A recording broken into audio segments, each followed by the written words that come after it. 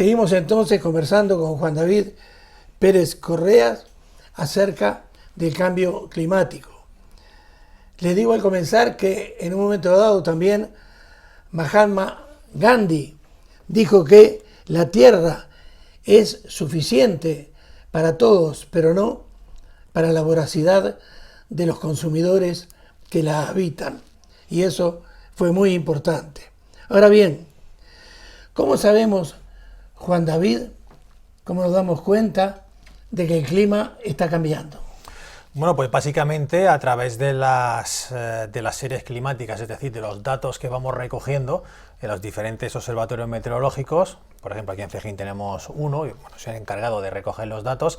Se tienen en casi todos los pueblos, en casi todas las ciudades, y todos esos datos que se han ido recogiendo a lo largo de los años, las series más largas a nivel planetario, también aquí en nuestro país, datan pues en torno al año 1850, aproximadamente, las más largas, ¿no? Y no van más allá de 150, 175 años. Pues bien, en ese, entre comillas, corto espacio de tiempo, comparado con lo que es la vida de la Tierra, que es un espacio de tiempo muy corto, ya ahí notamos cambios. Notamos como en algunas zonas del planeta las precipitaciones se han reducido. Sí que es verdad que hay ciclos más cálidos, ciclos un poquito más fríos quizás, ciclos más lluviosos, más secos, pero sí que notamos una cierta tendencia, y el conjunto es a que poco a poco va subiendo la temperatura, se están registrando en prácticamente todo el planeta. Luego además también en las zonas costeras estamos viendo cómo está subiendo el nivel del mar, tan solo de momento unos milímetros o centímetros, pero si esto se alarga, esos centímetros van subiendo, y en las zonas bajas de todo el planeta lo que va a hacer es que se queden completamente inundadas. Y hay zonas como por ejemplo Islas Maldivas, se me ha venido a la cabeza ahora mismo, donde allí son unas islas en las que apenas tienen altitud sobre el nivel del mar, y cualquier mínima subida del nivel pues lo que va a hacer es inundarlas por completo. Eso también se está notando, como está subiendo el nivel del mar. Y luego aparte, relacionado también con el tema de las temperaturas, pues es sobre todo lo que hemos comentado al principio de la entrevista, ese retroceso de los glaciales, y además también esa pérdida de masa de hielo tanto en el Polo Norte, en el Ártico, como en el Polo Sur, en el Antártico. Quizás se está notando un poquito más en el Ártico, en el Polo Norte, donde sí que el otro día había algunos datos más o menos, y se ha reducido ya en torno a 1,5 millones de kilómetros cuadrados la capa de hielo que deberíamos de tener en esta época del año, ¿no? Es decir, la que tenemos ahora mismo con la que deberíamos de tener, por ejemplo, comparándolo con los años 80, los años 90. Por tanto, sí, sabemos que se está perdiendo hielo, y además negar eso es una tontería, como hay algunos dirigentes que lo niegan, como por ejemplo Donald Trump, que dice que el cambio climático no quiere saber nada, que eso no existe, que eso es algo inventado. Pues bien, ahí tienen los datos, ya cada uno que los interprete como quiera, pero vamos, lo que es blanco y no es negro. Ahora, veo que no has traído la bola de cristal, No, pero no tengo. Pero de todas maneras, y sin alarmar a la teleaudiencia, yo te preguntaría, a corto, mediano y largo plazo, ¿qué te parece que va a pasar? Bueno, pues ahora mismo, teniendo en cuenta que el compromiso de los diferentes países no es el adecuado, no vamos a decir cero, porque algo se está empezando a hacer, pero sí que no es el adecuado, pues de momento va a ser muy complicado que podamos parar la tendencia que tenemos ahora mismo, a no ser que ocurra algo, digamos, de forma natural. Por ejemplo, que haya alguna erupción volcánica, que eso sí que se ha observado, digamos, años atrás o siglos atrás, cuando hemos tenido una erupción volcánica importante a nivel planetario. Bueno, pues las cenizas se han lanzado a la atmósfera, han estado circulando alrededor del planeta, y esto ha hecho que baje la temperatura. Pero bueno, eso no podemos esperar a que pase eso. Tenemos que hacerlo por nosotros mismos. De momento, como no parece que por nuestros dirigentes la cosa vaya bien, la tendencia es que siga aumentando la temperatura, y esto pues bueno, va a hacer que vayamos a un clima pues eso, más extremo. Ojo, cambio climático no significa solo sequía y solo calor, sino lo que haría es que se desajusta todo el sistema climático y, por ejemplo, una de las principales causas o una de las principales, cosas que pueden pasar a través del cambio climático es que las olas de frío, por poner una cosa un poco contraria, las olas de frío puedan aumentar, quizás no en número, que sí que puedan reducirse en número, pero sí en intensidad. Es decir, como se está desajustando un poco todo el sistema climático, todo ese aire frío que suele formarse en la zona del Ártico, por ejemplo, por referirnos a nuestro hemisferio, lo que puede hacer es que pueda salir del Polo Norte con más virulencia y pueda generar, por ejemplo, olas de frío, menos cantidad, menos número, pero sí que bastante más intensas. Por eso digo que vamos a extremos. Y lo mismo con las olas de calor. Las olas de calor pueden ser más numerosas a lo largo de los años, incluso más intensas. Y de hecho nosotros, precisamente aquí en Cejín y en la región de Murcia, en el sureste de España, tenemos muy cerquita el desierto del Sáhara. Si las circulaciones atmosféricas o las situaciones comienzan a impulsar durante los veranos aire muy cálido desde esa zona, pues evidentemente lo vamos a pasar mal. Ojo, aunque descienda la temperatura de la Tierra, aunque paremos el cambio climático, van a seguir existiendo olas de frío, van a seguir existiendo las inundaciones, las lluvias, las olas de calor, pero dentro de unos parámetros más normales. Como hemos comentado anteriormente, es que ahora estamos observando de que llueve más a lo bruto, o a lo mejor se tira más tiempo sin llover, pero cuando llueve lo hace de forma más bruta. Y sí que sabemos que el clima mediterráneo es un clima en el que siempre se suele decir un poco, entre el mundillo de los meteorólogos, es un clima en el que no sabe llover, él lo hace siempre como a lo bruto. Pero bueno, se están observando últimamente unos temporales que antes a lo mejor se daban cada 10-15 años y ahora cada 2 o 3 años estamos viendo, bueno, pues auténticas barbaridades de lluvia. Y es que, por ejemplo, lo que se ha observado aquí en Cejín y en general en la comarca del noroeste, si nos cogemos las estadísticas, aunque no lo parezca, y eso es demostrable con datos, con los datos que hemos ido recogiendo, las precipitaciones han ido aumentando, incluso en comparación a los años 90 o a los años 80. Quizás haya menos días de lluvia, pero los días de lluvia que hay son más intensos, es decir, llueve con más intensidad. Eso es una consecuencia del cambio climático, por ejemplo. Ahora, bien sabes que en Murcia, por ejemplo, en verano, el calor se ha hecho ya prácticamente insoportable. Tanto así que 2 amigos viajaron al desierto del Sáhara y un día, sentados en la arena, uno le dijo al otro, dice, ¿ves lo que te dije? Aquí se está mucho más fresco que allá en nuestra región murciana. En Murcia. Entonces, yo te pregunto, a grosso modo, ¿cuánto tiempo crees vos que pasará para que esto se vuelva irreversible? Irreversible, pues el problema, Milton, es que no sabemos si ya es irreversible, que ese es el problema, porque ya digo, el sistema climático lo conocemos, pero entre comillas un poco por encima. Hay que seguir estudiando, de hecho estamos estudiando, ¿no? en conocerlo un poquito más y esperemos que se pueda revertir o al menos se pueda frenar o que podamos, frenar ese aumento de la temperatura.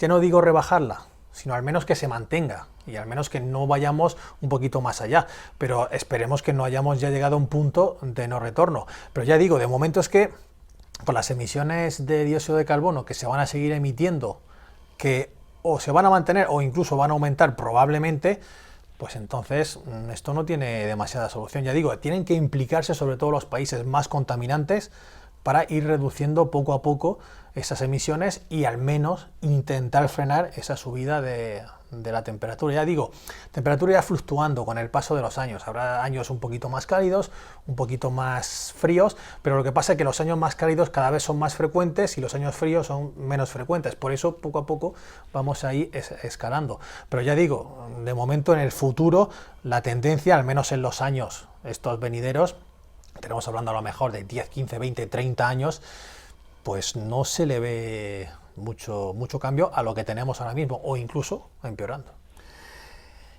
Juan David, la mayoría de los países, ya te lo he dicho, de América, sobre todo de Sudamérica, Centroamérica, podemos hablar de África también, inclusive podemos hablar de Asia también, en fin.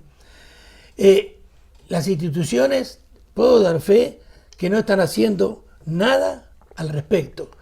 Entonces yo te pregunto, aquí en España, porque a mí me consta, por ejemplo, que Finlandia que Holanda, son países donde las instituciones, el gobierno, están trabajando y muy bien al respecto.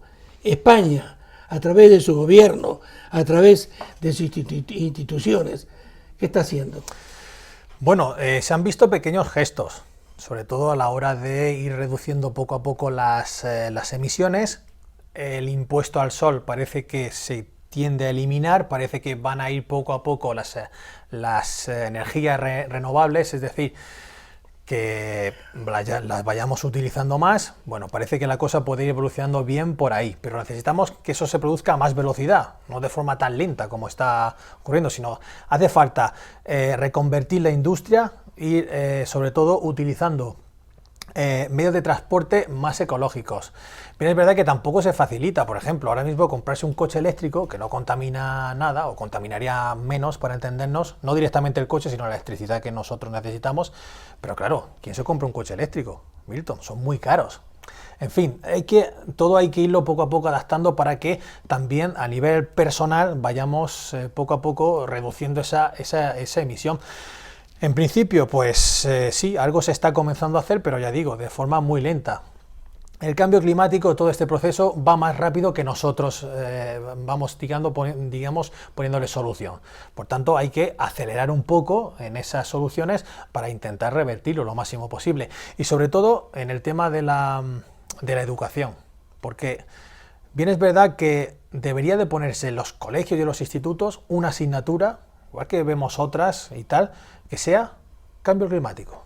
Y a partir de ahí enseñarle desde la base a los más pequeños cómo hay que actuar, reciclar, no contaminar, cuál es el problema que tenemos. Y quizás con ese, digamos, solucionando la educación desde la base, quizás en el futuro, en un plazo de 20, 30, 40 años, podamos tener, pues, quizás a nuestros hijos, pues, un poquito más conscientes de lo que está ocurriendo realmente, porque al fin y al cabo lo que nosotros estamos haciendo luego va a repercutir en ellos, y lo que ellos hagan repercutirá en sus hijos, en nuestros nietos, en fin, y así iremos avanzando. Por tanto, yo digo que desde la base incluso debería de ponerse eso, en los colegios e institutos, una asignatura que sea cambio climático, que se explique todo lo que está ocurriendo, y de hecho en Italia, Milton, ya de momento se ha implantado y está funcionando bastante bien.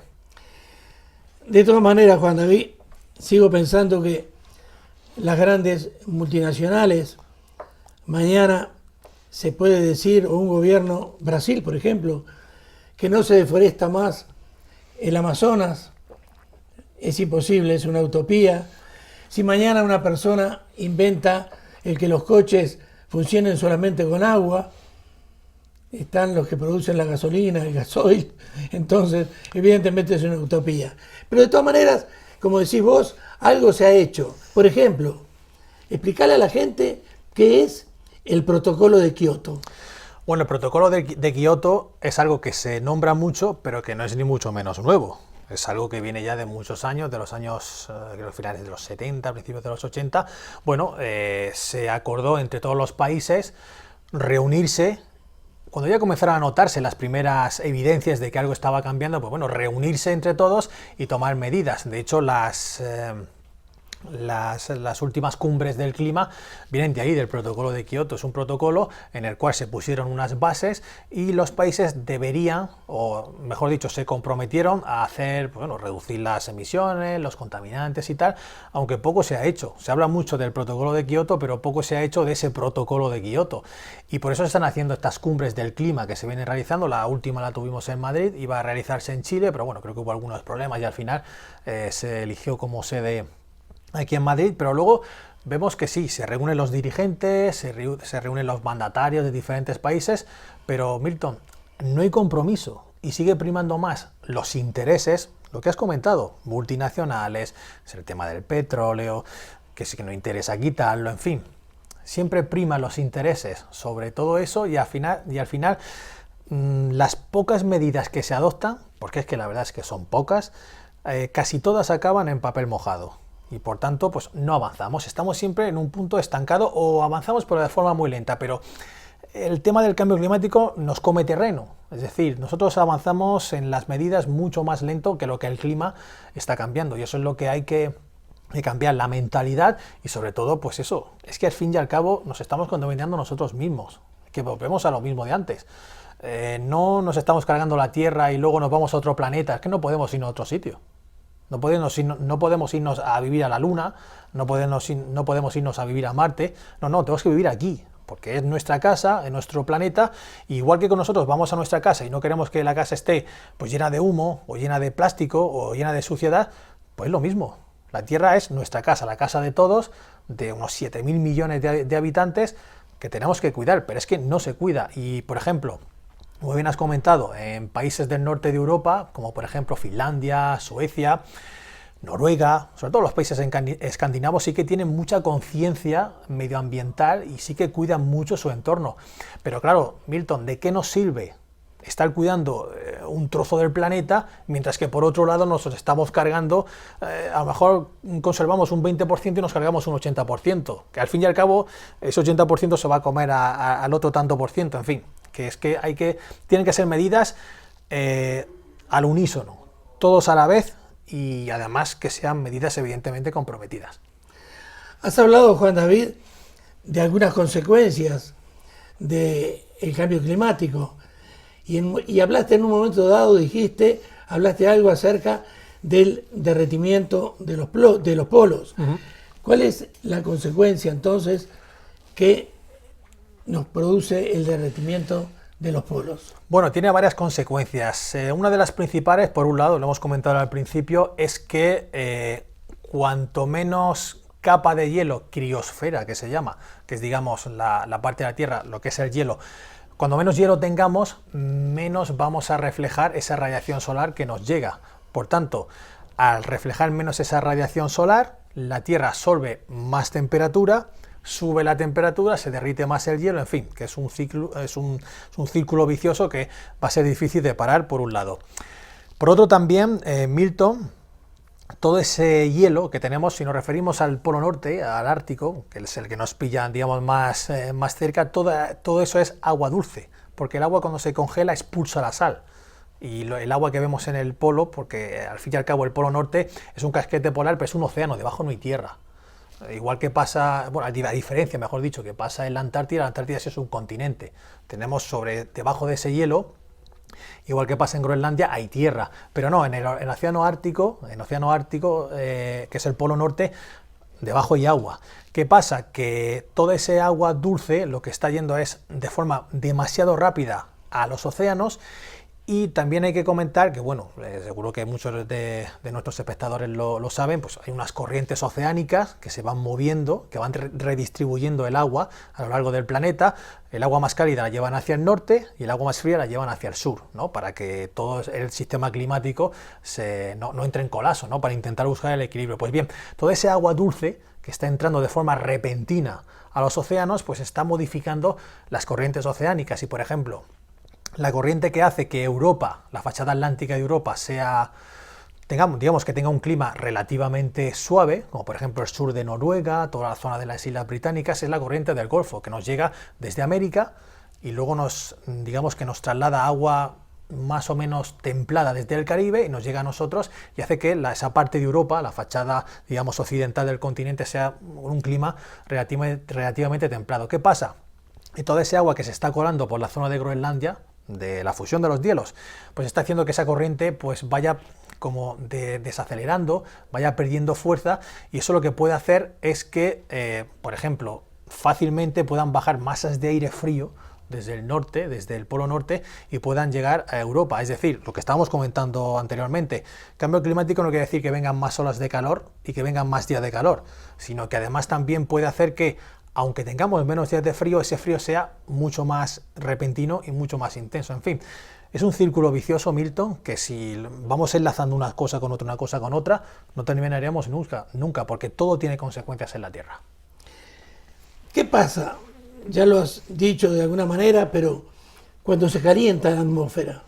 Pues sobre todo cuando se calienta la atmósfera, por un lado se supone que más evaporación. Teóricamente, una Tierra más cálida o más caliente desembocaría en, digamos, más lluvia, porque al fin y al cabo se evapora más agua, va más agua para la atmósfera, se forman más nubes y esas nubes nos dejan más precipitaciones. El problema es que esas precipitaciones, y lo que sí que se está observando a través del cambio climático, no se están distribuyendo de forma regular en la Tierra. Nunca se van a distribuir porque cada clima es el que es. Evidentemente, el desierto del Sáhara no va a pasar a ser un clima oceánico en el que esté lloviendo. No vamos a tener en el desierto del Sáhara el clima que tienen, por ejemplo, en Reino Unido, con el paso de borrascas. Pero sí que es verdad que está haciendo que en algunos puntos se incrementen los máximos de precipitación y esos máximos dejan inundaciones.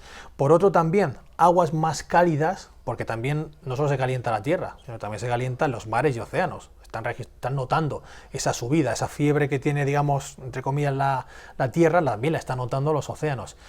Un mar más caliente, lo que está dando lugar, por ejemplo, y ya se ha observado, es que los huracanes, tifones, que es el mismo fenómeno meteorológico, pero en diferentes puntos del planeta, pues incluso sean más virulentos. De hecho, se ha observado de aquí unos 10 años hacia acá, que de vez en cuando los modelos meteorológicos no han sido capaces de simular o de prever fortalecimientos de huracanes o de tifones de forma muy rápida, en tan solo horas. Es decir, han pasado huracanes y tifones en apenas 24 o 36 horas de un categoría 1 a un categoría 5, que es la máxima.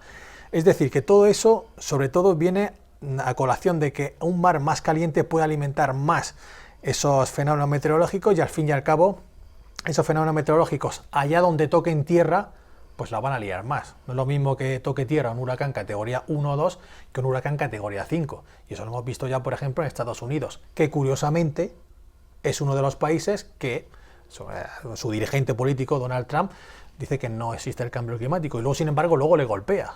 En fin, si es que todo vuelve. Hablaste, en un momento dado mencionaste a los océanos. Y yo te preguntaría, entonces, si está aumentando el nivel de agua de los océanos. Sí, está aumentando porque estamos perdiendo masa de agua. Digamos que el agua que tenemos en el planeta, desde que el planeta es como tal, es decir, desde que se formó la Tierra, y estamos hablando de hace ya de 4.600 millones de años, es exactamente la misma cantidad de agua. Es decir, nosotros en el planeta tenemos 100, por poner un ejemplo, 100, y 100 vamos a tener siempre. El problema es que, dependiendo del clima y de la temperatura de la Tierra, ese agua pues está distribuida de una forma u otra. Cuando hemos tenido las glaciaciones, por ejemplo, las grandes glaciaciones, la última fue antes de ayer, hace unos 11.000 años, perdón. Bueno, pues lo que hizo es que los hielos bajaron incluso hasta la zona de Reino Unido, del Polo Norte. Todo eso se congeló y eso hizo que, al tener más hielo en la Tierra, el nivel de los océanos y de los mares desciende.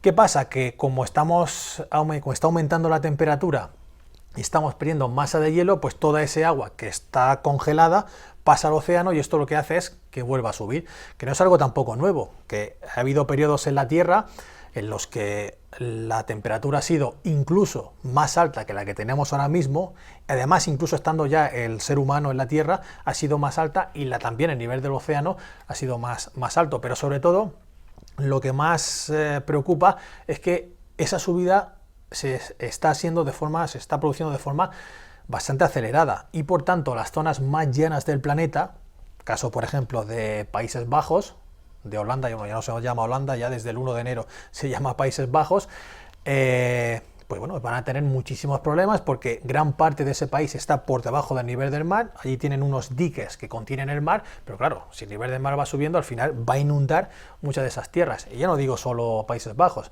sino un montón de zonas en el planeta. Eso es un problema importante. Además, como está distribuida la población en nuestro planeta, gran parte de la población vive en la orilla del mar, en zonas litorales. Y ya digo, esto va a ser un grave problema si se sigue descongelando o si seguimos perdiendo hielo como lo estamos haciendo en los últimos años, pues la subida del mar va a ser imparable, porque quizás oímos, bueno, el mar va a subir 7 centímetros, 8 centímetros, 10 centímetros, y decimos, tampoco es tanto. Pero sí, esa lámina de agua, 10 centímetros, Milton, a lo largo de todo el planeta y en zonas llanas, pues eso lo que hace es que el mar va a penetrar hacia adentro. Y de hecho en las costas españolas ya lo estamos viendo. Hemos visto ya en repetidas ocasiones, sobre todo en la Comunidad Valenciana, donde las playas, cuando hay un temporal, ya no solo por el temporal, sino porque el mar ya ha subido unos milímetros, incluso algún centímetro, y se está comiendo literalmente las playas. Nos vamos a quedar sin litoral por eso, porque van subiendo el nivel del mar. Por eso, porque se descongela más y toda esa agua dulce hace que el nivel del mar a nivel global suba. Quizás sea demasiado ingenuo preguntándote esto, pero te diría si existen medidas optimistas para el uso de las energías renovables. Pues, a ver, optimismo como tal, de momento no hay mucho, debería de haber más, pero esa es la solución. Es decir, si tenemos un país, sobre todo en el que la parte sur-sureste, como es la nuestra, goza de muchos días de sol a lo largo del año, ¿por qué no aprovechamos esa energía? Podríamos tener parques eólicos y a través de esos parques eólicos, estos parques fotovoltaicos, bueno, pues aprovechar ese sol, que tenemos muchas horas de sol a lo largo del año, dependiendo de qué zona, 2.500, casi 3.000 horas de sol a lo largo del año. Vamos a aprovecharlas. Esa es contaminación cero. Pondríamos ahí las placas fotovoltaicas y eso estaría produciendo durante todo el año, abasteciendo a pueblos, a ciudades. Podemos aprovechar la fuerza del viento a través de los parques eólicos. En el norte, cuando pasan las borrascas, hay veces que incluso cuando pasa una borrasca potente, porque eso está también medido, se ha producido la suficiente energía como para abastecer al país a lo mejor durante un día o dos. En fin, todo eso debería de irse aprovechando, y si nosotros ponemos más parques eólicos o ponemos también parques fotovoltaicos, pues tanto el sol como el viento podríamos aprovecharlo y por tanto reducir nuestras emisiones. Es que ese es el camino, es que no hay otro. También a través de las presas, los saltos de agua, de las redes de la hidroeléctrica, pues también se puede eso aprovechar, en fin. Pero es eso, volvemos a lo mismo, o mejor dicho, topamos con lo mismo, Milton, intereses. Ahí está el problema. Muy bien, abusando de tu amabilidad, me quedan una infinidad de preguntas para hacerte. esto da para mucho. Te emplazaría para la semana que viene seguir conversando acerca de esto. Pero te voy a hacer dos últimas preguntas para el día de hoy. ¿Cuáles son los gases del efecto invernadero que producen este cambio climático? Bueno, básicamente, hay varios gases, evidentemente, pero son dos. Por un lado, el dióxido de carbono, que es el que más se está emitiendo, y por otro lado está el metano, que sobre todo viene en relación con el tema de la ganadería, que es lo que hemos comentado, pero sobre todo el dióxido de carbono es uno de los gases que, digamos, más está haciendo que ese plástico del invernadero, para entendernos, el que nosotros nos protege y hace que podamos habitar la Tierra, pues cada vez sea más grueso y por tanto se reduzca menos, digamos, esa radiación solar pueda, digamos, disiparse. Pero sobre todo, dióxido de carbono y metano son los que más gases, lo que más se está emitiendo y lo que más se está interfiriendo, sobre todo en esto del cambio climático. Muy bien, como última pregunta entonces por el día de hoy, te diría sí. Está aumentando entonces poco a poco la temperatura del planeta. Sí, está aumentando y de hecho ya, esos son datos totalmente medibles y totalmente fiables. De hecho, incluso a escala humana, ya sí que nosotros, aunque no tengamos datos, vamos también notando como, quizás los veranos son un poquito más largos, de vez en cuando son un poquito más intensos, los inviernos un poco más cortos, pero ojo, que no quiere decir que tengamos inviernos fríos y que de nuevo vengan temporales de nieve y todo eso. Ya digo, todo el cambio climático nos lleva sobre todo a extremos, pero sí que es verdad que cogiéndose las gráficas, cogiéndose todos los datos, haciendo medias, echemos por donde echemos, en prácticamente todos los observatorios meteorológicos de la Tierra, con una cierta cantidad de años de medición, no 10 años tan solo, sino a lo mejor 50, 100 años o 150 sobre todo, pues notamos como la temperatura ha ido subiendo sobre todo desde mitad de los 80 hacia acá, años 90, años 10, estos de los primeros 10 años de este siglo XXI, y los últimos años pues también ha ido subiendo, y de hecho pues mes sí y mes también, incluso año, pues estamos ahí llegando a máximos. A lo mejor de los últimos 5 años, 4 de esos últimos 5 años están dentro de los más cálidos, es decir, la Tierra sigue calentándose y además está haciendo a pasos agigantados. De momento esa es la tendencia. ¿Que puede estancarse? Podría hacerlo. Hubo un amago de estancamiento entre el año 2005 y 2010, iba subiendo la temperatura, las predicciones auguraban que siguiera subiendo, pero entre 2005 y 2010 hubo ahí un momento en el que la temperatura seguían altas, pero se mantuvieron un poco, y ya dijimos, bueno, algo parece que empieza a cambiar, pero no. En cuanto iniciamos esta década que ya prácticamente hemos terminado, terminará este año 2020, ya será el último año, digamos, los últimos 10 años, han seguido subiendo, y este año, el 2019 recién acabado, 2018, 2017, están, vamos, en el top 5 de los años más cálidos. Es algo irrefutable y que estamos viendo, vamos, con los datos que estamos recogiendo diariamente en los observatorios meteorológicos. Muchísimas gracias. Te esperamos entonces la semana que viene para seguir hablando de este tema. Y a ustedes decirles que ya lo dijo John Fitzgerald Kennedy hace muchísimos años, presidente de los Estados Unidos. Él decía que la realidad suprema de nuestro planeta es la vulnerabilidad del mismo. Hasta la semana que viene.